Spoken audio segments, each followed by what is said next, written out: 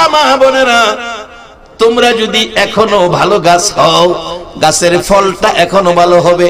যার বাস্তব আব্দুল কাদের জিলানী রহমাতুল্লাহ আলাইহি বয়স মাত্র 4।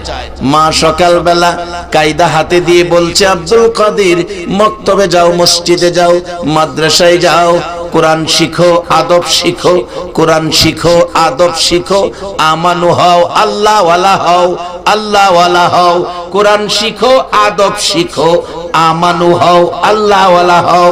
মা ডাকতেছে আব্দুল কাদেরের হাতে কায়দা দিয়ে। আব্দুল কাদের জিলানী কায়দা হাতে লইয়া হাঁটতে হাঁটতে মক্তবে যাইয়া বসেছে। উস্তাদজি ডাকছে, বাবা আসো, আসো তোমাকে সবক দেই। তোমার নাম কি? আমার নাম আব্দুল কাদের। বাবা পড়ো, আউযু বিল্লাহি মিনাশ শাইতানির রাজিম, বিসমিল্লাহির রহমানির রহিম। আব্দুল কাদের আউযু বিল্লাহ বিসমিল্লাহ শিখবে, উস্তাদজিকে আবারও শোনাবে। কিন্তু দেখা গেল আউযু বিল্লাহ বিসমিল্লাহ পড়ে থামলো না, আব্দুল কাদের সূরা ফাতিহা পড়তে শুরু করে দিয়েছে।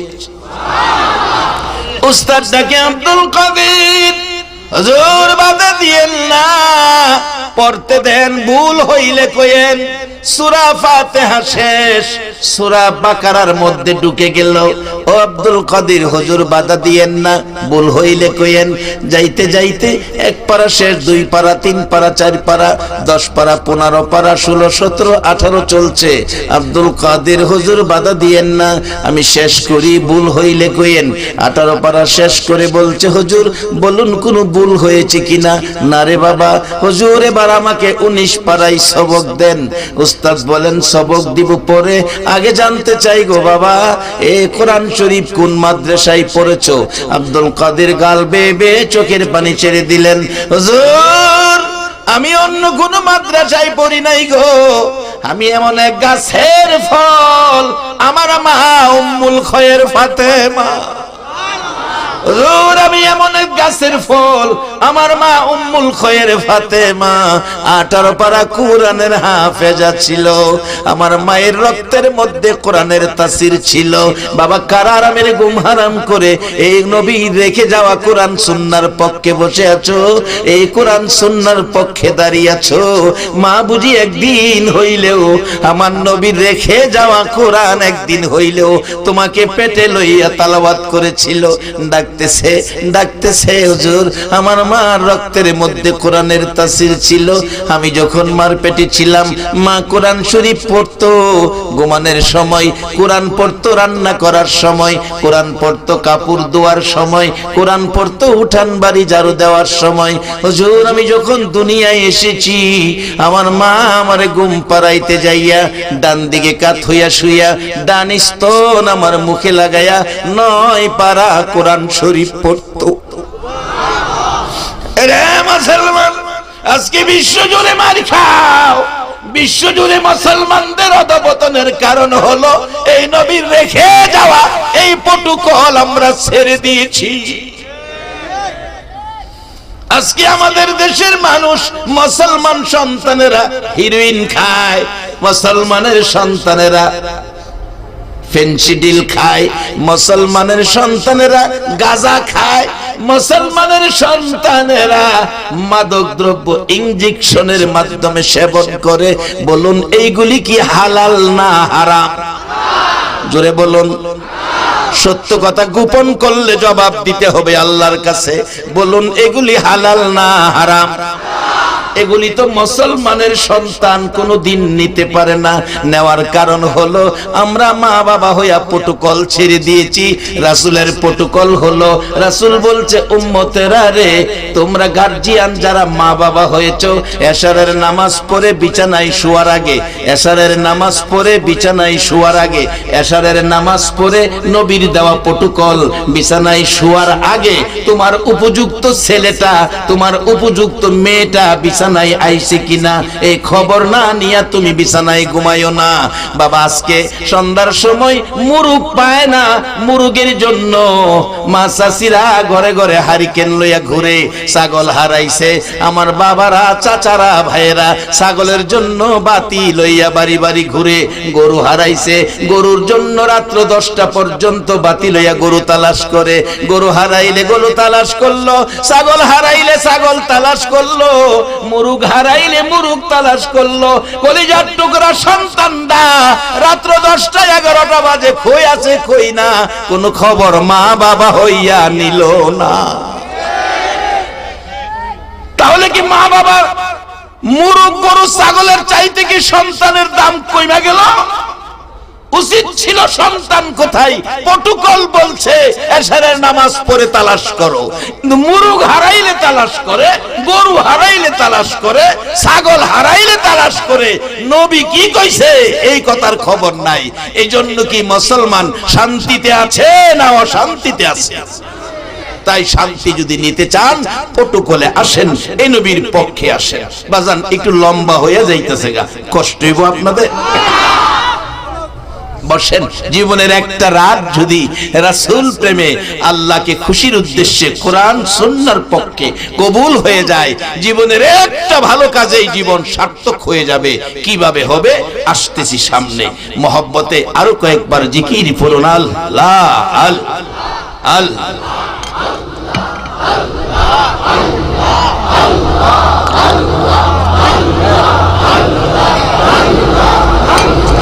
সবাই কয় না বাজান, গুনাহ মাফ হয়ে যাবে।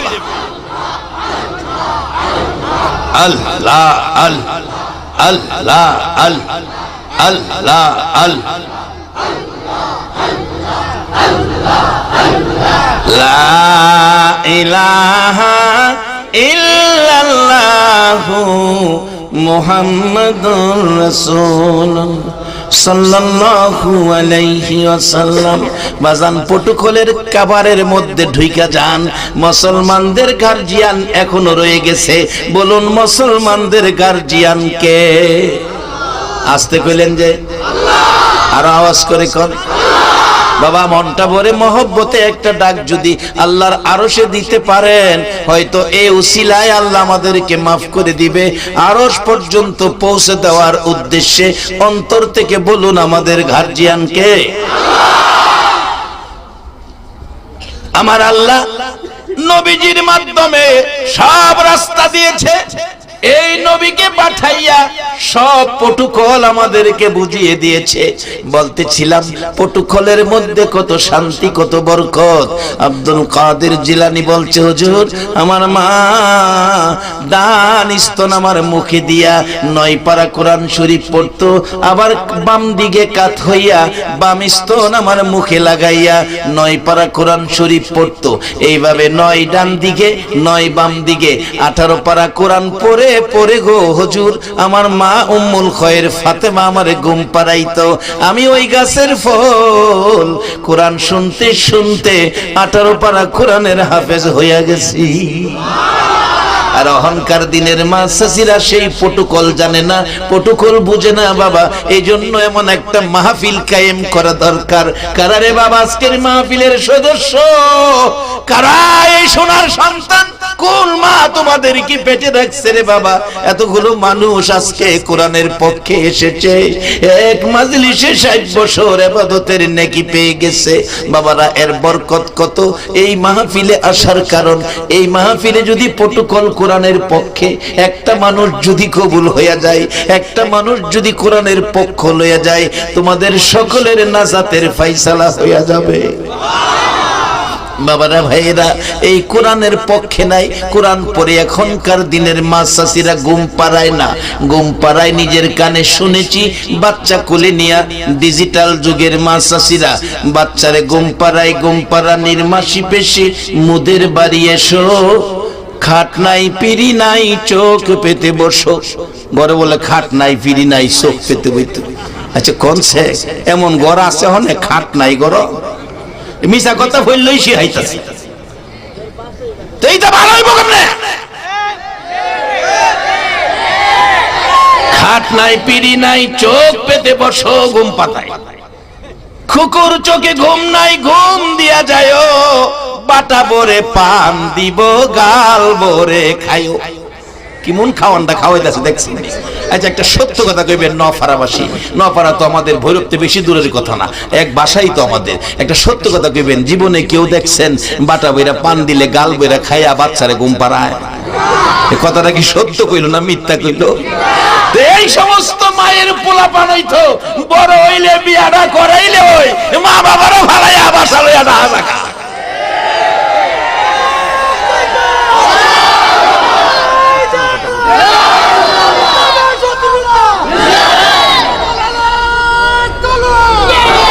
বাবা,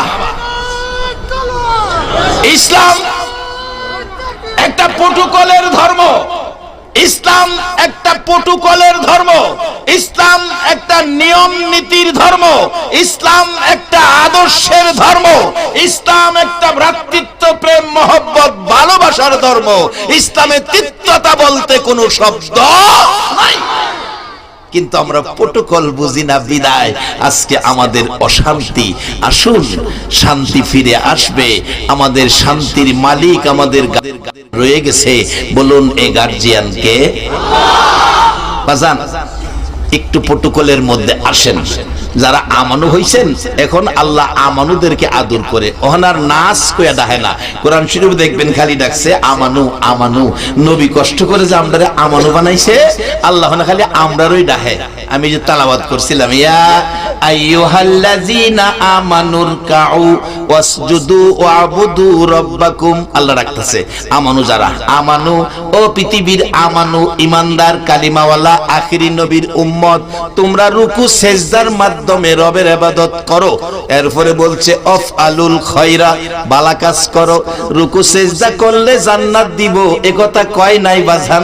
এখানে আবার বাকি রাখছে, বলছে রুকু সেজদার মাধ্যমে রবের ইবাদতের পর ভালো কাজ করো, অফ আলুল খয়রা।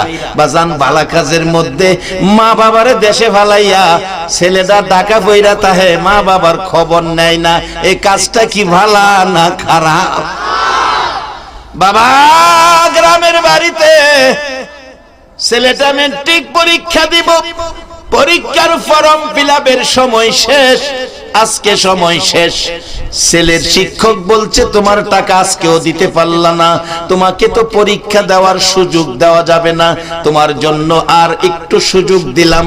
কালকে 11টার মধ্যে তোমার টাকা দিতে পারলে তাহলে পরীক্ষা দিতে পারবা, না হয় তুমি এবার পরীক্ষা থেকে গ্যাপ, পরীক্ষা দেওয়া সম্ভব নয়। ছেলেটা বাড়িতে আইসা দুইটা চোখের পানি ছাড়ে আর কান্দে।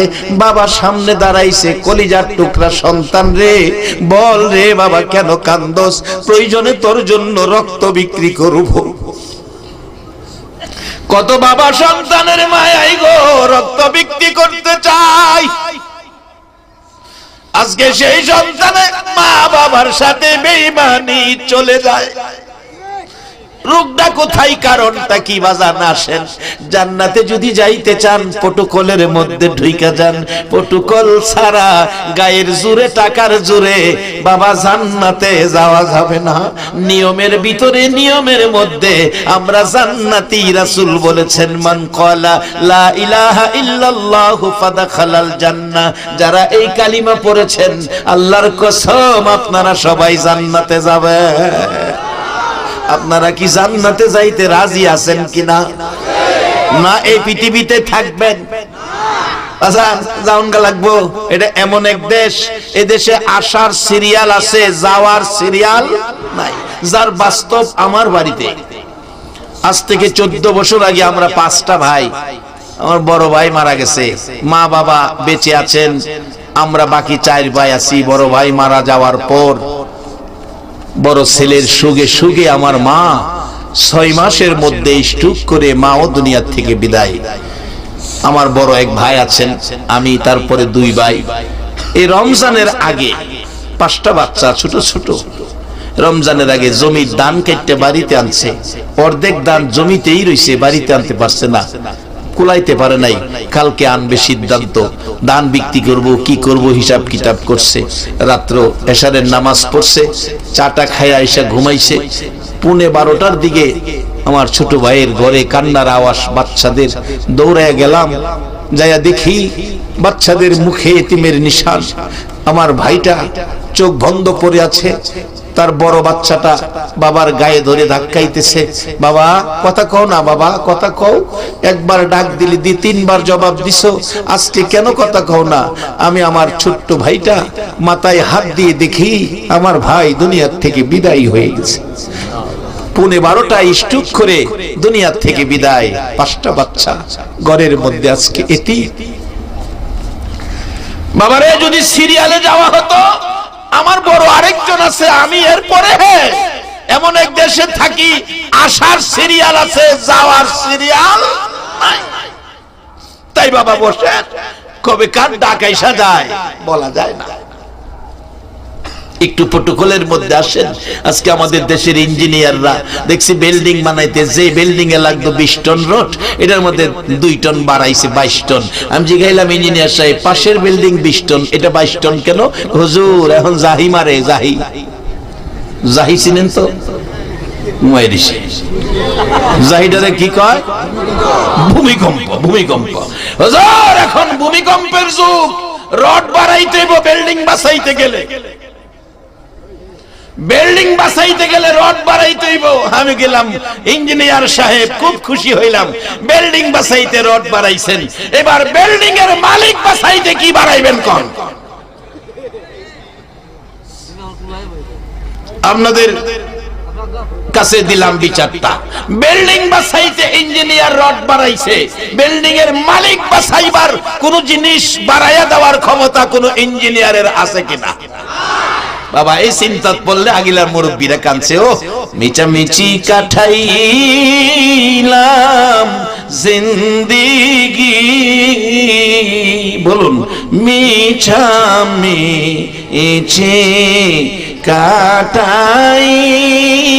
কাটাইলাম জিন্দিগি, চোখে দেখা হারাইলাম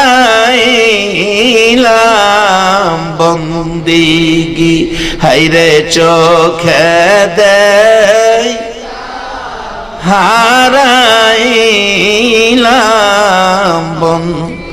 কার বাবা রে, কার বাগ র, কার বা কি, কার বাবা আরে, কার বাগ, কার বাকি, অন্ধকার কবরে হবে বসতি, হাইরে অন্ধকার কবরে হবে। এই দুনিয়া মুসাফির খানা, জানো না এই দুনিয়া মুসাফির খানা, জানো কত মানুষ আইল গেল রইল না, হাইরে কত মানুষ। বাবারে, হাজার হাজার মানুষ। এখানে যদি 120 বছরের মানুষ তালাশ করি, বলুন 120 বছরের একটা মানুষ খুঁজে আমরা পাবো কিনা? 120 বছর আগে কি দেশে মানুষ ছিল না? কিন্তু তারা যে চলে গেল, তাইলে বোঝা গেল এইভাবে আমরাও জাউনগা লাগবো। তাই সেদিন আসার আগে আসুন প্রটোকলে যাই। বাজান ভালো কাজ, আজকে ভালো কাজের জন্য একটু সাইড নিলাম। বাবা বলছে কান্দিস না, আমি রক্ত বিক্রি করে হলেও তোর টাকার ব্যবস্থা করব। কি হয়েছে বাবা বলো? বাবা কালকে 11টার মধ্যে যদি ফর্ম ফিল আপের টাকা দিতে না পারি তাহলে আমার পরীক্ষা বাতিল। বাবা দেরি করে নাই, সকালবেলা ফজরের নামাজ পড়ে ঘরের মধ্যে সরিষা ছিল, 2 মণ সরিষা বস্তার মধ্যে ভরল। ছোট সময়ের কথা বলছি, তখন তো রাস্তাঘাট এমন ছিল না, রিক্সা ছিল না, সিএনজি অটো ছিল না। অবশেষে বাবা 2 মণ সরিষার বস্তা গো মাথায় লইয়া বাবা বাজারে দৌড় মারছে। 1 ঘন্টার রাস্তা, বাবা 2 মণ সরিষা মাথায় লইয়া রে সন্তানের মায়ায় বাবা 1 ঘন্টার রাস্তা হাঁটতে হাঁটতে বাজারে যাইয়া নামাইলে 2 মণ সরিষার বস্তা মাথার থেকে নামাইলে বাবার গার আধা ঘন্টা বাঁকা হইয়া রইছে। এই কষ্ট করে বাবার ওষুধ, এই কষ্ট করে সরিষা বিক্রি করে বাড়িতে এসে দৌড়াইয়া 11টার আগে টাকা স্কুলে পৌঁছতে হবে, এই টাকা দিয়ে দিল।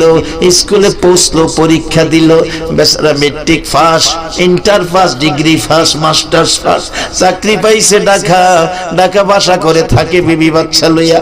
মাসে মাসে মা বাবার খরচের জন্য 5,000 টাকা পাঠাই। বাবা টাকাটা লইয়া চোখের পানি ছাড়ে, আবার লঙ্গি দিয়া, তখন গামছাও কিনতে পারছে না, লঙ্গি দিয়া বাবা চোখের পানিটা মুছছে। বাড়িতে যাইয়া বলছে বিবি গো তোর পোলাই টাকা পাঠাইছে, তোর যে পোলার জন্য সরিষার বোঝা লইয়া ঘাড় বাঁকা করছি, এই লো 5,000 টাকা খরচের পাঠাইছে। মা টাকা হাতে লইয়া কান্দে। বাবা গো তোমার টাকার জন্য পাগল ছিলাম না, তুমি মাসে মাসে 5,000 টাকা পাঠাও খরচের জন্য, টাকা না পাঠাইয়া তুমি যদি মাসে মাসে একটা বার বাড়িতে আইয়া আমি মারে মা কইয়া ডাক মারতে রে বাবা। তোর বাবারে যদি বাবা কইয়া ডাক দিতে, তোর বাবার জীবনের সব কষ্ট ভুইলা যাইতো। যারা মা বাবারে ফালাইয়া ঢাকা পড়ে রইছো, মা বাবার খবর নিলা না, অথচ কি শিক্ষা দিয়েছে নবী রাসূল, কি শিক্ষা দিয়েছে নবী রাসূল। বাবারা আমার নবীর জীবনী খুলুন। আমার নবী 25 বছর বয়স, খাদিজার বাড়িতে রাখাল, খাদিজার বাড়িতে রাখালের চাকরি নিবে। নবীজির চাচা, আপন চাচা আবু তালিব সঙ্গে। চাচা ডাকতেছে ভাতিজা, এই মরুভূমির রোদ্রে রাখালের চাকরি তোমাকে দিব না, জীবনে একটা দিন বাবা কইয়া ডাকলা না। হে বাবা হারা ব্যথা তোমার অন্তরে গো বাবা, 6 বছর বয়সে মা হারাইছো, মার ব্যথা তোমার অন্তরে।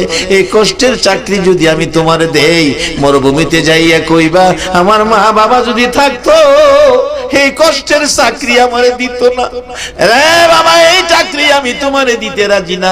আমার নবী বলছেন চাচা আপনি চিন্তা করবেন না, আমার বাবা নাই মা নাই, আপনি আমার গার্জিয়ান, আপনি আমার দায়িত্বে। বাবা আপনি যদি অনুমতি দেন চাচা, আপনার অনুমতি পাইলে আমি চাকরিটা করতে পারবো। নবী শিক্ষা দিল, চাচার কত গুরুত্ব শিখাইলো, চাচার অনুমতি। বাবা তো আরো কত বড় পাহাড়, বাবা নাই বলে চাচারে কত সুন্দর গার্জিয়ান বানাইলো। চাচা অনুমতি দেন। শুধু আমার নবীর শিক্ষা না, আর একটু পিছনে যান, হযরতে ইব্রাহিম আলাইহিস সালামের জীবনী। ইসমাইল আলাইহিস সালাম থাকে মক্কায়, ইব্রাহিম আলাইহিস সালাম থাকে সিরিয়ায়। ডাকছে ইসমাইল বিয়ে করে, বাবা বিয়ে করেছি, চিঠি লিখছে, ছেলের বউটা দেখা যান। ইব্রাহিম আলাইহিস সালাম বুড়া মানুষ, খুশি, মরুভূমির পথ অতিক্রম করে সিরিয়ার থেকে মক্কায় পৌঁছলেন। দরজায় দাঁড়াইয়া, গেটে দাঁড়াইয়া ডাকছে ইসমাইল বাড়িতে আছো, ইসমাইল বাড়িতে আছো। বউটা জবাব দিল, কে তুমি, এত বড় দুঃসাহস, আমার স্বামীর নাম নিয়ে ডাকো। মক্কার জমিনে কেউ আমার স্বামীর নাম নিয়ে ডাকে না। ইব্রাহিম আলাইহিস সালাম কয় আশ্চর্য হলাম, আমার ছেলে আমি নাম নিয়ে ডাকবো, আমার বলে দুঃসাহস। বলুন ছেলে যত বড় সাপই হোক না কেন, বাবা কি সন্তানের সাপ কইয়া ডাকবো নি? ইব্রাহিম ডাকে, তুমি কে গো? আমি ইসমাইলের স্ত্রী। ইসমাইল কই বাড়িতে নাই, কখন আসবে বলতে পারি না। ইসমাইলের স্ত্রী, আমি তো মুসাফির, বহু দূর থেকে আসছি, বুড়া মানুষ, আমি ক্লান্ত পিপাসিত, দরজাটা খোলো, আমি একটু ঘরে বসি, আমি একটু পানি পান করি, আমি একটু রেস্ট করি। বিবি বলছেন, না, পুরুষ ঘরে নাই, দরজা খোলা যাবে না। ইব্রাহিম আলাইহিস সালাম কষ্ট পাইলেন, ছেলের বাড়িতে আইসা দরজা খুললো না, ছেলের বউ। চলে গেলাম, বৌমা ইসমাইল আসলে বইল ঘরের চৌকাট ভালো না গো। আমি চলে গেলাম ইসমাইলের কাছে, খবরটা দিয়েও দিমনে। চলে গেলেন ইব্রাহিম। তখন তো মোবাইল ছিল না, যোগাযোগের এমন সুবিধা ছিল না। কিছুক্ষণের মধ্যে ইসমাইল আলাইহিস সালাম বাড়ির গেটে আয়েশা ডাকতেছে, বিবি গো, বল আমার বাড়িতে কোনো মুসাফির মেহমান আসছিল কিনা। বিবি বলেন, কেমনে জানো? কোনোদিন তো এই প্রশ্ন করো নাই। ইসমাইল কান্দে আর ডাকে, বিবি কেন জানি গো, আজকে বাড়ির গেটে আসার পর আমার বাবা ইব্রাহিমের গন্ধ আমার নাকে লাগতেছে।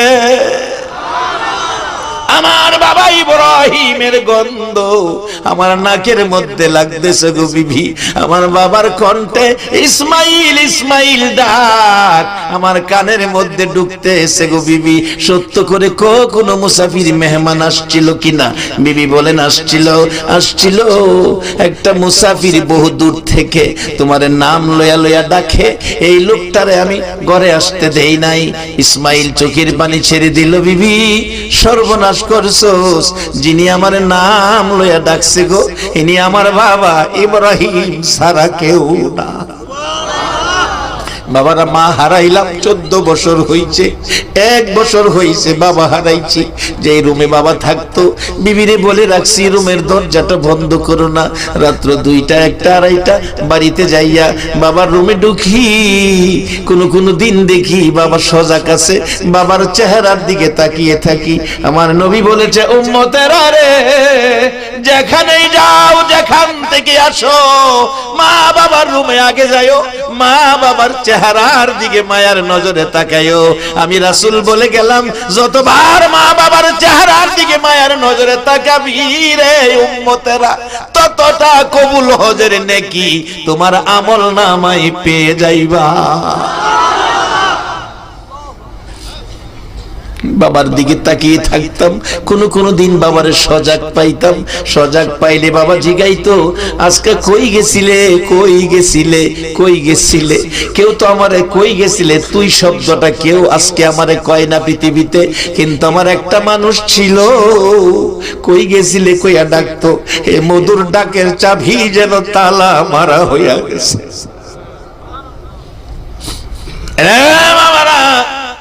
ইসমাইল ডাকছে, বিবি আমার বাবা ইব্রাহিম সারা তুই কইয়া নাম লইয়া ইসমাইল কইয়া তো আর কেউ ডাকবে না। বাবারে আসতে দিলে না, বাবারে কষ্ট দিছস, বল বাবা কিছু বলছে কিনা। বাবা বলছে ঘরের চৌকাটটা ভালো না, বদলাইতে। ইসমাইল আলাইহিস সালাম বলেন, আমার বাবা বলেছে চৌকাট না গো বিবি, তোর ব্যবহার ভালো না, যাও তুমি যাও। বাবাকে খুশি করার জন্য চৌকাট বদলাইছে বাবা, এই জন্য ভালো স্ত্রীকে বদলায়েন না। এটা কিন্তু ইসলাম না, ইসলাম বলছে স্ত্রীকে মায়া করতে হবে। বৈরব থেকে একটা মেয়ে আপনাদের নোয়াপাড়ার বউ হয়ে আসছে, সাথে কাউরে আনে নাই, বংশের কাউরে আনে নাই, একেবারে অসহায় মহিলাটা আপনার ভালোবাসায় আপনার বাড়িতে বউ হয়ে আসছে। এটারে মাইরেন না, এটারে কষ্ট দুঃখ দিয়েন না, ছোটখাটো অপরাধ ক্ষমা করে দিয়েন। রাসূল বলেছে তোমার আমলে জিহাদের নেকি দেওয়া হবে। কিন্তু মা বাবার সাথে বেয়াদবির সার দেওয়া যাবে না, এখানে সার নাই। আমার এক বন্ধু বলেন, দোস্ত বাসর রাত্রে স্ত্রীর সাথে বলে কত কথা কয়, আমার জীবনের বাসর রাত্রের ঘটনা শুনবে। আমি কি বাসর রাত্রের ঘটনা তো কেউ কাউর লগে কয় না, আমি তোর লগে কমু, কারণ কাজে লাগবো, তুই তো বক্তা মানুষ, ওয়াজ করস, এটা কইলে কামে লাগবো, তাইলে আমি সিদ্ধান্ত নিছি বাসর রাত্রে বিবির সাথে। আমার প্রথম কথাটা ছিল, বিবি তোমার সাথে আমার প্রথম কথা হলো আমার সকলের বিরুদ্ধে আমার কাছে অভিযোগ দিতে পারবা, কিন্তু আমার গর্ভধারিণী মা আর মাথার ঘাম পায়ে ফেলাইয়া যেই বাবা মুখের খাবার আমার মুখে দিয়া লালন পালন করেছে, এই মা বাবার বিরুদ্ধে কোনো কমপ্লেইন আমার কানে দিতে পারবা না। এই প্রথম কথা ছিল। আজকে যারা বিয়ে করো নাই, তোমরা এই ওয়াজটা বাড়িতে নিবা।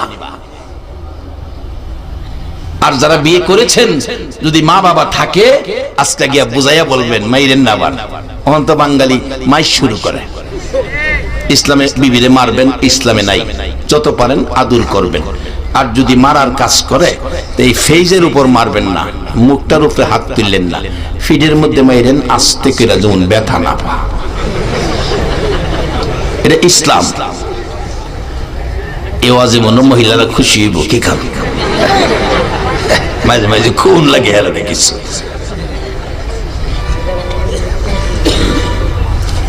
এটা ইসলামিক হয়েছে, আমি তো হুনাই এনে দিছি।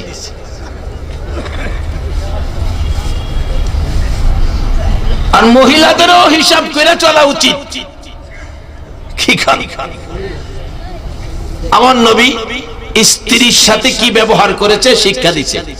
নবী সারাদিন বাড়ি বাড়ি ঘুরে বিকাল বেলা আসছে, নবী খিদায় ক্ষুধার্ত, একেবারে খিদায় কাতর। আয়েশা মা আয়েশা সিদ্দিকার হুজরায় ঢুকলেন। আয়েশা, খাবারের কিছু আছে? জি হুজুর আছে, বসুন। আমার নবী বসলে প্লেট একটা সামনে রাইখা একটা খেজুর নবীর সামনে রাখছে। একটা খেজুর সামনে দিলে কি বোঝা যায় আরো কি ঘরে খেজুর আছে কিনা? একটা খেজুর ঘরে আছে, একটা খেজুর সামনে। আমার নবী ভাবলেন পেটে খুব খিদা, খেজুর একটা, এক গ্লাস পানি সামনে। এখন একটা খেজুর হয়তো আর খেজুর নাই, আমি যদি পুরাটা খাই তাহলে আয়েশা না খায়া থাকবে। আমার নবী খেজুরটাকে, একটা খেজুরকে দুই ভাগ করলেন। অর্ধেক খেজুর নবী খায়া, অর্ধেক খেজুর মা আয়েশার জন্য রাইখা পানি খায়া চলে গেলেন। মা আয়েশা ভাবলেন আমি তো বাড়িতে থাকি, কষ্ট করি না, আমার নবী মানুষের ঘরের দুয়ারে দুয়ারে সারাদিন ঘুরে, আবার যদি রাত্রে আমার ঘরে আসে গো, নবী যদি খাবার চায়, খাবার যদি না দিতে পারি, ও মা মেয়ে লোকেরা, নবীর বিবি আয়েশা সিদ্দিকা স্বামীকে কত ভালোবাসতেন। এই ভালোবাসা যদি তোমার মধ্যে স্বামীর প্রতি আয়েশা যায়, মা আয়েশার সাথে তোমার হাসর নসিব হইয়া যাইব। আয়েশা সিদ্দিকা অর্ধেক খেজুর খাইলেন না, রেখে দিলেন রাত্রে গভীর। নবী আয়েশা ডাকে, আয়েশা দরজা খুলো, দরজা খুলে দিলেন। আয়েশা রে পেটে খিদা, খাবারের কিছু আছে কিনা? হুজুর আছে, বসুন। প্লেট সামনে রাইখা একটা খেজুর অর্ধেক ছিল, অর্ধেকটা খেজুর সামনে দিয়া মা আয়েশা এক গ্লাস পানি পাশে দিয়া দাঁড়াই আছে।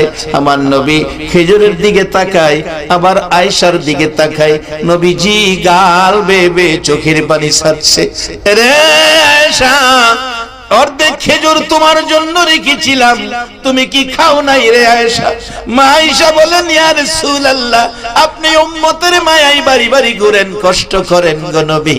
আমি আয়েশা ঘরে থাকি, না খাইয়া কষ্ট করলেও আমার কোনো অসুবিধা হবে না। ইয়া রাসূলুল্লাহ, খান গো নবী, আপনি খাইয়া পানি খাইয়া ঘুমান, না হয় আপনার চোখে ঘুম আসবে না। নিজে না খাইয়া স্বামীরে খাওয়াইতো। এই শিক্ষা দিল ইসলাম। আর স্বামীকে বলেছে স্ত্রীর গায়ে হাত দিবা না, স্ত্রীকে আদর করো, ছোটখাটো অপরাধ ক্ষমা করে দাও, তোমার আমলে জিহাদের নেকি দেওয়া হবে। বাবারা ভাইয়েরা শুন, এবার ইসমাইল আলাইহিস সালাম চৌকাট বদলাই আবার চিঠি লিখছে। বাবা চৌকাট বদলাইছি, আসেন। সিরিয়ার থেকে রওনা হলেন, এবারে চৌকাট দেখবে। বিবি সাহেরা সামনে দাঁড়াইছে, স্বামী কই যান? বুড়া মানুষ, এত দূর মরুভূমির পথ অতিক্রম করে কষ্ট করবেন, ছেলের বউ দরজা খুলে না, আমি তোমারে যেতে দিব না। ইব্রাহিম আলাইহিস সালাম গাল বেয়ে বেয়ে চোখের পানি ছাড়ছে। বিবি গো, বাধা দিস না, বউটা নানাই দেখলাম, আমার কলিজার টুকরা ছেলেটারে তো দেখতে আমার মন চাই। রে বাবারা ভাইরা, একটা ভালো কাজ জীবনে কইরো। আল্লাহ বলেছে আমানুর কাউ ওয়াসজুদু ওয়াবুদু রাব্বাকুম আফআলুল খায়রা। রুকু সিজদার মাধ্যমে রবের ইবাদতের পর ভালো কাজ কইরো। আমার আল্লাহ পরামর্শ দিলেন এই ভালো কাজের মধ্যে সবচেয়ে ভালো কাজ হলো মা বাবার সাথে ভালো ব্যবহার করা। বাবার এখন তো এমন এক যুগ হইছে, গত 2-3 বছর আগের ঘটনা, 2-3 মাস বা 5-6 মাস হবে, একটা বৃদ্ধ লোক জুমার দিন জুমা পড়াই মসজিদের বারিন্দার সামনে দাঁড়াইয়া রইছে। আমার দেখা করে বুড়া জয়ীফ দেখা ডাকতেছে, হুজুর তুফাজ্জল হুজুর আপনি? হ্যাঁ দাঁড়ান বাবা। আমার এই গর্দানটার উপরে হাতটা দিয়া সোজা হইয়া খারুইয়া কয়, হুজুর দোয়া করেন, আমি দোয়ার লেগেছি। বাজান কি সমস্যা? এমনি 2টা চোখের পানি ছাইড়া দিছে। চাচা কি ব্যাপার, কাঁদতেছেন কি লিগা? বাবারে একটা ছেলে আমার সকালের খাবার রাত্রে খাইছি, 3 বছরের পুরান জামা দিয়া ঈদ চালাইছি, জুতা না কিনা খালি পায়ে ঈদগাই গেছি, এইভাবে কষ্ট করে পয়সা জমায়া সয় সম্পদ করছি, 2 তলা একটা বাড়িও করছি। বাবা একটা ছেলে বিয়া শাদী করাইছি, কেন জানি হ্যাঁ আমার 6 বছর হয়েছে, হ্যাঁ আমার বাবা ডাকে না, হ্যাঁ নি আমার একটা বাবা কইয়া ডাক দেয়, একটু দোয়া করে দাও। গাজীপুর এক মাহফিলে মিনিমাম 25,000 লোক, মাহফিল শেষে একটা বৃদ্ধ মহিলা 1.5 লিটারের পানির বোতল আমার সোহব আসে এখনো লইয়া এক দরজায় দাঁড়ায়া কাঁদতেছে। মা গো কি ব্যাপার? গো বাবা একটা কথা কইতাম কি, এই বোতলের পানির মধ্যে একটা ফুদা দাও, 20 বছর বিয়ে করাইছি, একটা ছেলে আমার, একটাই ছেলে বাজার, আমি কি মা হইয়া ছেলে পেটে লইয়া অপরাধ করছি? বাবা এই ছেলের প্রসব ব্যথায় 3 দিন গলা কাটা মুরগির মতো লাফাইছি, রক্তে গড়টা লাল হয়ে গেছে, কোন মহিলারা বলছে আমি নাকি বাঁচবো না। এই বাবা এই বাচ্চাটা জন্ম হওয়ার পর ওয়া কান্না শুনে আমি সব ভুলে গেছিলাম। আজকে বিয়ে করাইলাম, 20 বছর হইছে বাজান, 20 বছরের মধ্যে হ্যাঁ আমার একদিন মা কইয়া ডাকবে না। কি অপরাধ করছি? একটু পানিটা পয়রা দাও, পানিটা খাওয়াইলে হ্যাঁ আমার একটা মা কইয়া ডাক দাও, আমার কলিজাটা ঠান্ডা করে দেয়। বাবা যারা মারে মা ডাকো না, বাবারে বাবা ডাকো না, মনে রেখো তোমার মতো বান্দার ডাক আমার আল্লাহ শুনবে না। যারা মারে মা ডাকো না, বাবারে বাবা ডাকো না, মনে রেখো 1000 মানুষের সামনে বলে গেলাম তোমার মতো উম্মতের সুপারিশ আমার নবী করবে না। জায়গা ঠিক রাখিয়া পরে ইবাদত করেন, কাজে লাগবো, নাইলে বাঙ্গা জগ ফানি ভরবেন। ইবাদত করবেন মা বাবারে কষ্ট দিয়া, বাঙ্গা জগ ফানি ভরবেন। বাঙ্গা জগ ফানি ভরে যেমন কল থেকে করে নেওয়া যায় না, মা বাবারে কষ্ট দিয়ে ইবাদত করেও জান্নাতে যাওয়া সম্ভব না। আমার নবী বলেছেন বিররুল ওয়ালিদাইনি আফদালু মিনাস সালাত ওয়াস সাদাকাত ওয়াস সাওমি ওয়াল হজ্জি ওয়াল উমরাতি ওয়াল জিহাদি ফি সাবিলিল্লাহ।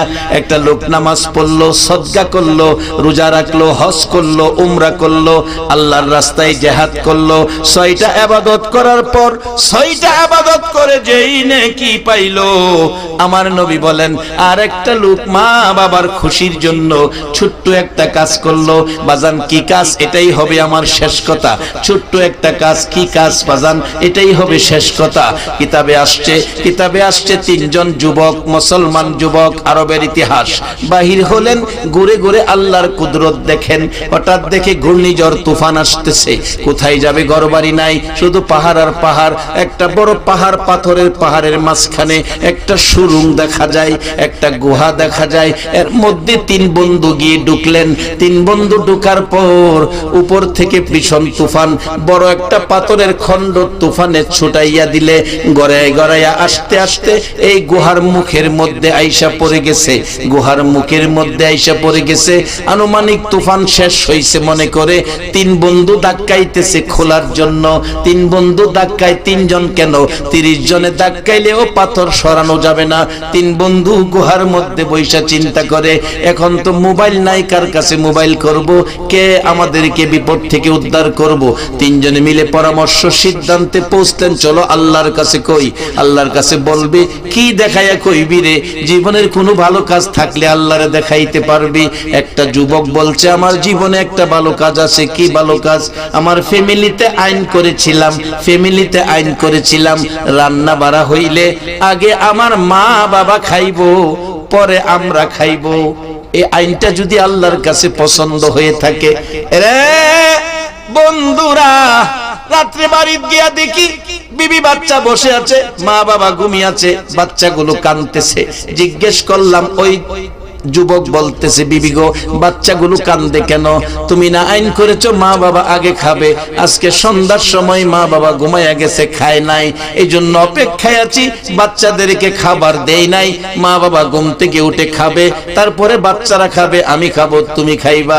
যুবক বলে, বন্ধুরা রে, আমি অপেক্ষায় বসে গেলাম, বসে থাকতে থাকতে সারাটা রাত পার হইয়া গেল, মা বাবা ঘুম থেকে ওঠে না, আমরাও খাই না, বাচ্চারা কাঁদতেছে।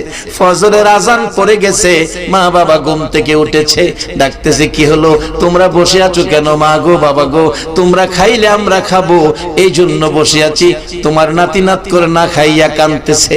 মা বাবা খুশি হলেন। বাবা, এই মা বাবা খুশি হইয়া হাত বাড়াইয়া ডাকে, আল্লাহ গো, কেমন কলিজার টুকরা সন্তান পাইলাম, সারাটা রাত বসে রইল, আমরা খাই না বিদায় খাইলো না, আমরা খুশি, তুমি আল্লাহ খুশি হও। এই মা বাবার সাথে ভালো ব্যবহার করা বলুন দরকার আছে কিনা? বাবা কেন ভালো ব্যবহার করবেন না? এটাই হবে আমার শেষ কথা। ছোট কালে, আজ থেকে 40 বছর আগের কথা বলছি, তখন গ্রামের মানুষ গরিব অবস্থায় ছিল, এখন তো অবস্থা ভালো হয়ে গেছে। বাড়ি 10 বাড়ি 15 বাড়ি মিললেও একটা কুরবানির গরু পাওয়া গেছে না। বড় বড় গরু যদি কেউ আনছে, ছোট সময় গিয়ে লাইন ধরে গিয়ে দেখছি, গরু দেখছি, কত সুন্দর গরু। এই গরু দেখে আইসা কত গরিব সন্তানেরা মার কাছে বলছে, মাগো এমন একটা গরু যদি বাবাই আনতো, কুরবানি দিত, আমরা গোশত খাইতাম। বাবা শুই না, ঈদের দিন সকাল বেলা চোখের পানি ছেড়ে দিছে, কুরবানির গরু কিনবো, কোত্থেকে চাউল কিনার পয়সা নাই। নামাজ শেষ করে এসে বাবা ডাকতেছে, বিবিরে, বিবি গো একটা ব্যাগ দে।